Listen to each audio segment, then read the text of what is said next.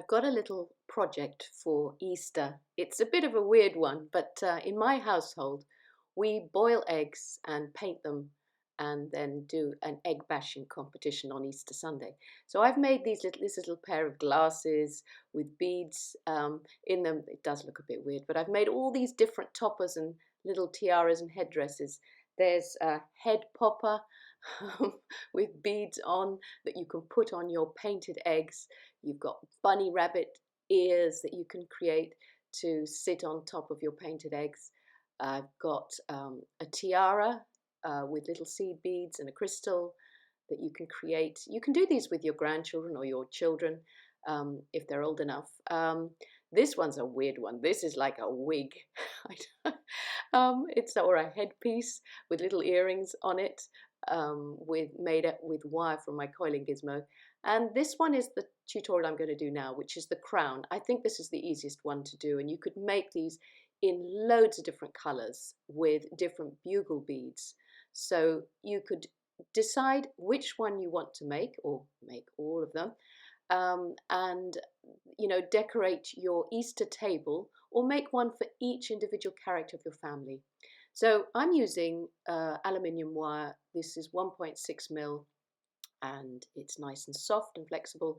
And I've also got 0.4 mil and some bugle beads and a mandrel. So you can wrap around anything that is the right diameter for the egg, so that will sit on top of the egg. So find something. It could be a spice jar, it could be a pill pot, it could be anything. So create first of all the circular base for the tiara or head sort of topper, and then cut it off just past, so leave a little bit excess, a little tail, and then you're going to take one end and wrap it so to secure it around the round base. So just sort of one or two just turns around. You don't want to make it too bulky because it's chunky wire, and make sure that it's nicely secured. And then with the tail end, you can create a spiral that will, make sure if it could be a little bit misshaped after, creating the join. So just make sure it's nice and circular, and then create a spiral with the tail end. So this will hide that, join there. So just a little doubled up end, roll the wire around itself until it sits over and on top of the join, and that way you've hidden all your workings underneath.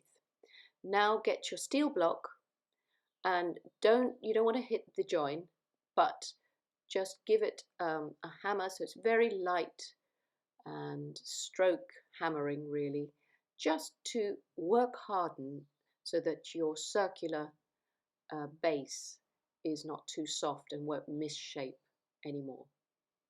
So now you've got it as your sort of solid tiara base. If anything at the back has moved, just make sure it's in place. So now we can get started on the actual decoration, the crown decoration. And we're going to be using 0.4 mil. This is silver plated copper wire, and just take a nice arm's length, because we're going to put the beads all the way around the diameter. I mean, you could just do the front, you don't have to do all round, but I've decided for this crown I'm going to do it all round. Because it's a long piece, attach the center of the wire to the center of the circular frame. So I'm starting it off about 3 little secure wraps around to make sure that I've got 2 ends on each side. It means I can work with shorter ends. So I work on one side and then the other side. And you begin by feeding on 2 bugle beads. So 2 bugle beads, and then push them down towards the frame and bend. So you get this triangular shape, and then wrap tightly just where the bugle bead hits the frame, and do about 3 little tight wraps, and that secures that triangular shape that you've made from the 2 bugle beads on top of your circular frame. So you just repeat this. So 2 more bugle beads, bring them right down to the frame, bend, and so you've got the 2, like a little sort of pyramid there, and then wrap around nice and tightly, keeping your fingers close so there's no looseness, so it won't fall forward. And again, you can always just squeeze the end to make sure it's really well connected. And as I say, this is nice and simple. You can get your kids to work with you, choosing the bugle colours. You could do lots of brightly coloured ones with different coloured bugle beads, and vary this as you wish. Or you could just do the crown in the middle with just, you know, a few pieces. But I'm going all the ways you can see. So this is me speeding ahead, fast forward to doing the whole frame. And I'm just coming to the end now. Cut off any wire that's excess and left over, and making sure the ends are not sticking out and poking out.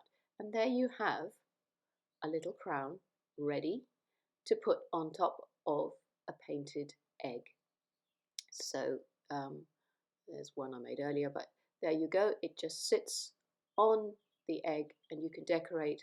If you've painted it lovely bright colours, that will just sit, or paint a face like I have on top, and it just looks very decorative. So enjoy making these.